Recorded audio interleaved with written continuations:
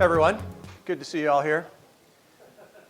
All right, so obviously AI is a big topic, and there's a lot of concern in the industry about how it's going to affect us, how the threat actors of the world are going to be using AI.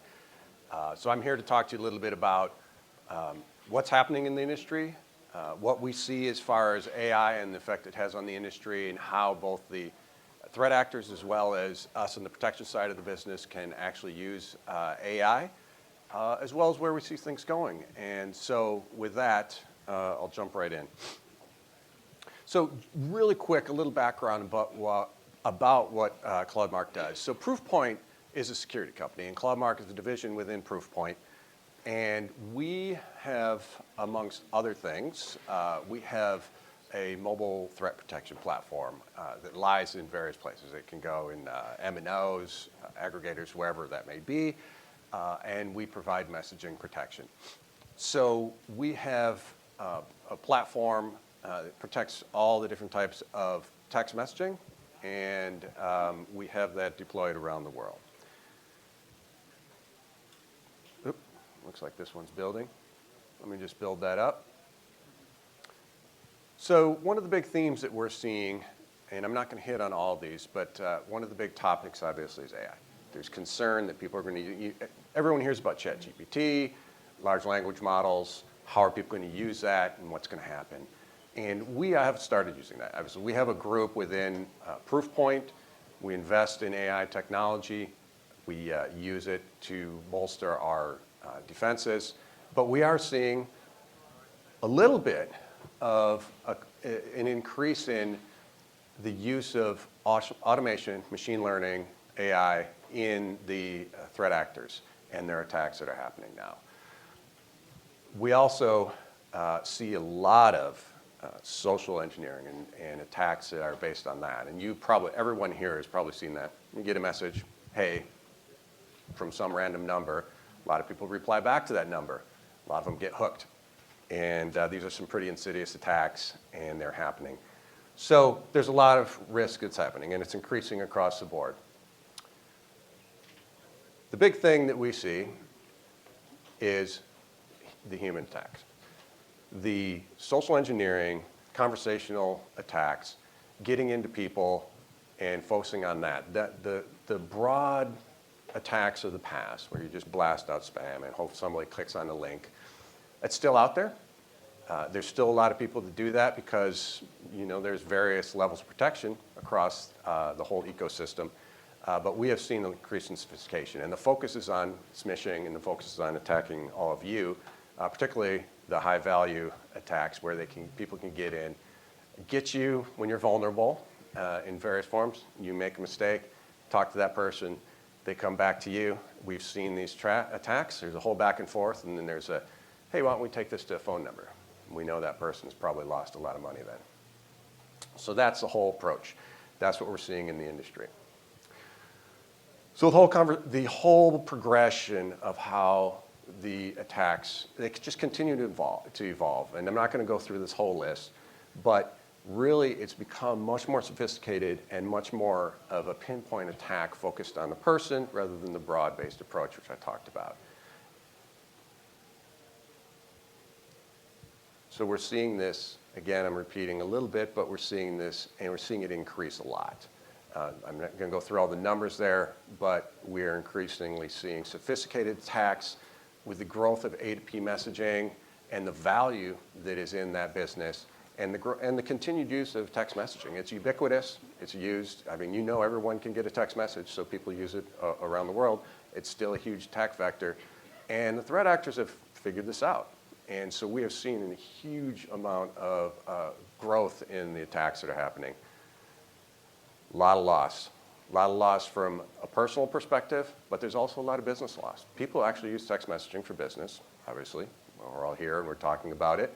And it's an attack vector, and there is business loss. People get text messages from someone, think it's real, give out some of the wrong information, and then they lose, the business loses money. So here's some actual attacks.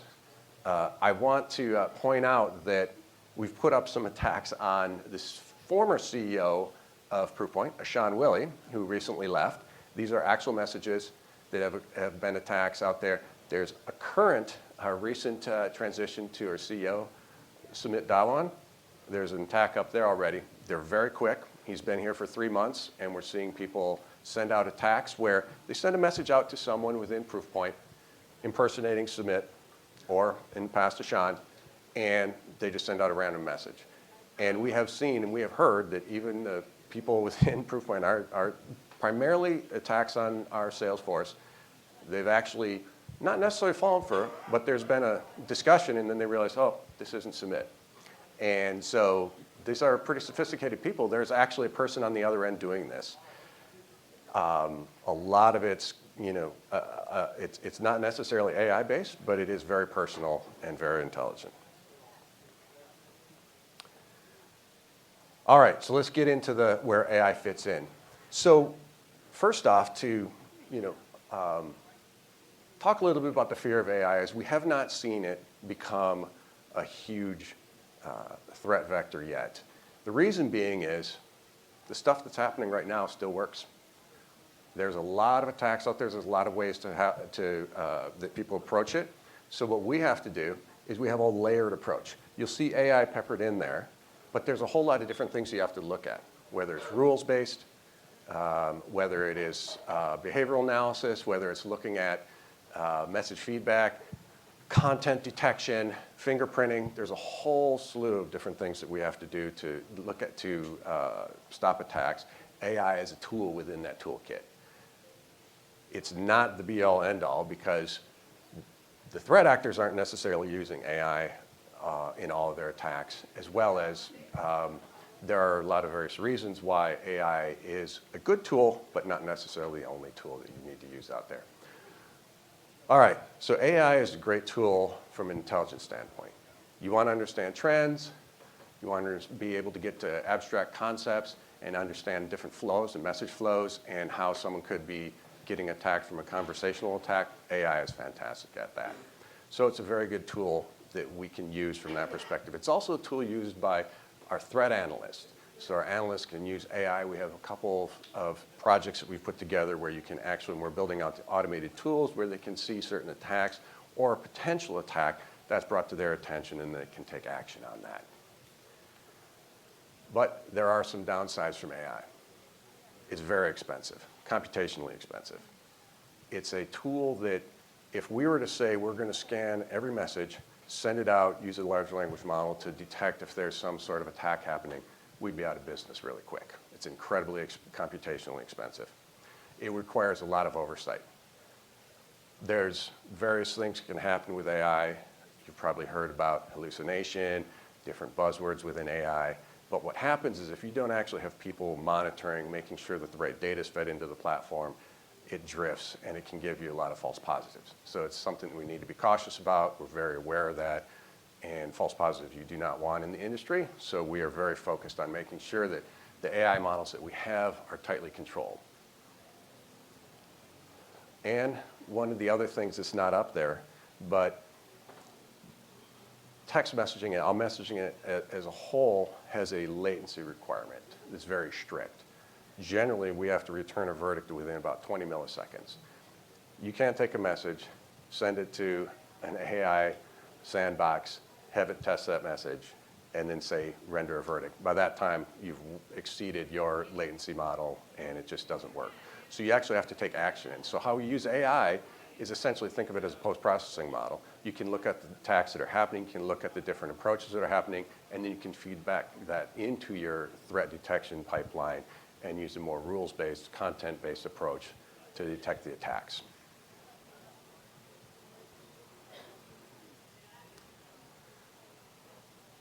Right.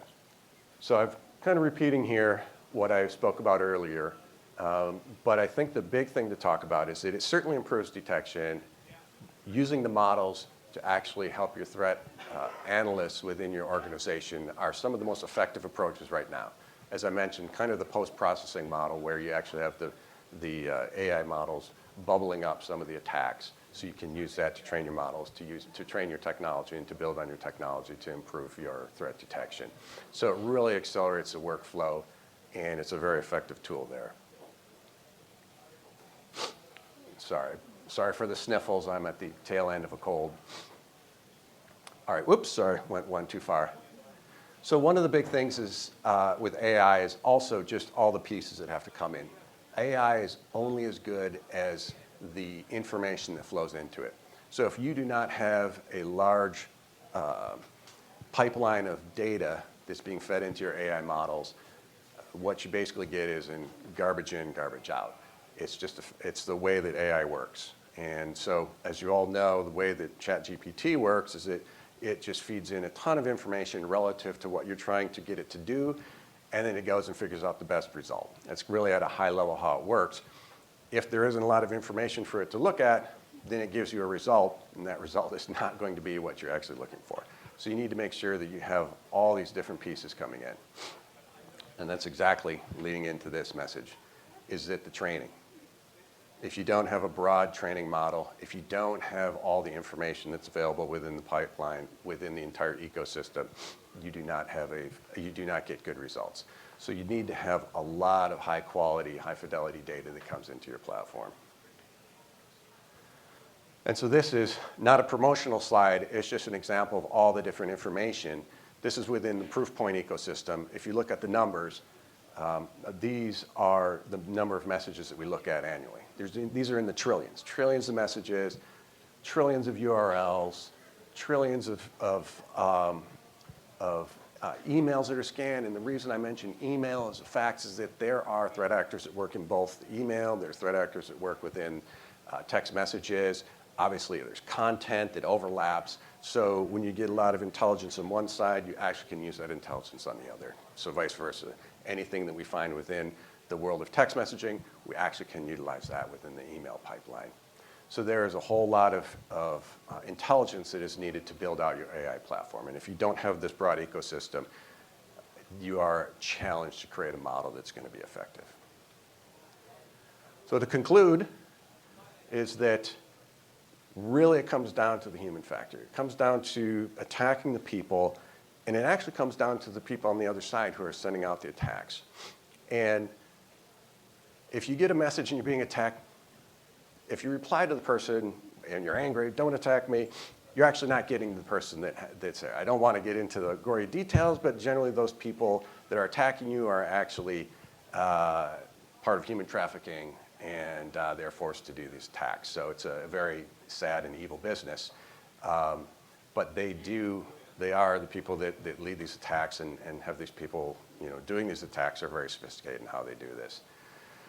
So the AI value, it's part of the ecosystem, it's part of the entire pipeline, but it is not the only thing, and it's not what I would say as the huge threat that people consider, and it also, at the moment, is not the probably number one factor in providing protection.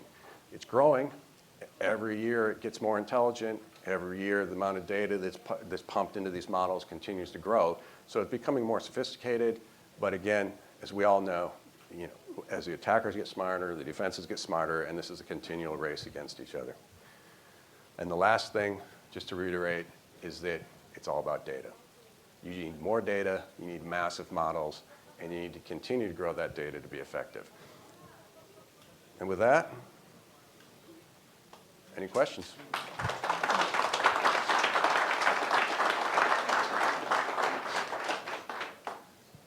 Welcome in, and again, Michael, fantastic. It's great to see somebody that doesn't just apply AI. You are doing this stuff.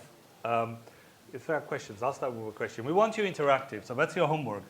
For other day questions later, but starting now, you mentioned that we're not there yet. You show also some of the not everything in AI is easy, it's expensive, etc. Can you imagine a certain milestone coming up when we're going to be able to see the real impact? It's cheaper, faster, etc. When is it coming? Yeah, I couldn't give you a necessary milestone, but I think we all know that the general model of computational increases, every 18 months or so, you can, effectively double in your computational capacity. And sometimes that's not necessarily, it's been tailing off. We're not increasing at that level, but it really comes down to when AI becomes cheap enough, when the models become cheap enough, when the compute becomes cheap enough, when the memory, I mean, the storage of all these databases is expensive. So when you put all those pieces together, and when it comes down to the point where it's significantly lower cost, then it'll become part of it'll become much more effective. However, the threat attacks will be at the other side as well. I can't give you a year, I can't give you a time, but it's one of those things. Every year, the costs go down, and people pick a piece here or there and use it, and we'll increase the use of it on our side. So it's just going to be a gradual process of growth. Okay. If there are no questions, there's one in the back. There was one. Oh, two. Okay. Damn, all my questions, I can't use them, but they will. Laudon, can you say your name?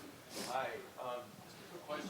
So we're all getting those text messages, and we all have an option to report junk, right? That's always, Yes. or a lot of them. Yep. When that happens, what happens with that report junk? I mean, is that carrier specific? Does Proofpoint then get some access to that information? Yes. And then once they've determined, if they can determine where the message is actually originating from, is there some activity that takes place to put the bad act, to actually try to enforce, knowing internationally it's complicated, to try to take some action on my report junk, or maybe the carriers need to educate people that there is a benefit to doing that versus just deleting the message? Okay, thanks. It's a great question. And so the report junk, let's use obviously in this case we're talking iPhone. A couple things happen with it. So if it's a text message and not iMessage, the message goes back to the carrier, and it can also get forwarded into the Proofpoint backend, where we have a pile of automated tools that are basically looking at the content, fingerprinting the content, and then if there's enough messages that are reported that are report junk that have similar content, where we tokenize all the messages, and then you have similar tokens that show up multiple times, that message will be condemned. Then we see similar types of attacks coming through, and then those types of attacks will be also condemned. There's also what's called message clustering, where using things like a Levenstein distance model, you cluster all the types of messages together, and then you can look at similar types of attacks. You can see attack campaigns, and when you do those reports, we know that those are malicious attacks, and then they take action and block those. We can also, and this is another thing, I shouldn't say we can, this is what happens, is when you get enough message reports from a number, that number becomes on a blacklist and it blocks. And it's just, we know that that's an attacker. A significant amount of volumes coming from a message. If there's suddenly a blast of hundreds of text messages coming from a number within 1 minute, we know that's malicious. We act significantly quicker than that based upon volume, but yes, those attacks. So that's what happens from the reporting mechanism, and there's a lot of tools that use that, both within our ecosystem and in the operators. We had two more questions, please. We'll get to you. Hey, so follow-on question to that is, it's not the numbers' fault, it's the folks behind it. It is. Is it getting easier or tougher to figure out who the bad actors are and make that investigation of identifying? You don't need to look at all the traffic. You need to look at the ones that have higher risk to it and associate that trust factor to those folks. And then that traffic that is expensive to look at, I think there's a value in interrogating it. So I'm curious if it's getting easier or harder.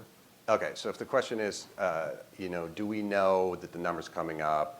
If a new number is registered, do we know if this is going to be, or we see messages coming from a new number, do we know if this is going to be a threat actor or not, and how do we take action on that? Or actual registration process, can we do that up front?